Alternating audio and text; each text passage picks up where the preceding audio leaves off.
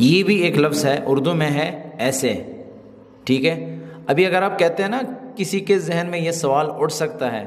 کہ ہم تو کہتے ہیں کہ عربی کے ایک لفظ کے ہماری زبانوں میں بہت زیادہ میننگز ہوتے ہیں، لیکن یہاں پہ تو اردو کے لفظ کے عربی میں بہت سے میننگز آ رہے ہیں، کیوں؟ تو اس کا جواب یہ ہے کہ دیکھیں، آپ کو یہی بتایا میں نے پچھلے جملے کے ساتھ کہ جب ہم لفظ استعمال کرتے ہیں جملے میں تب ہم اس کے معنی نکالتے ہیں،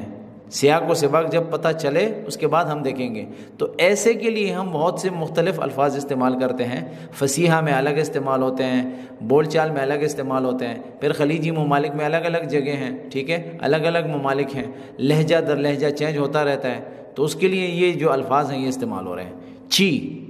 امارات میں اگر آپ بولتے ہیں نا ایسے، چی، چیدی وغیرہ، تو استعمال ہوتا ہے۔ چی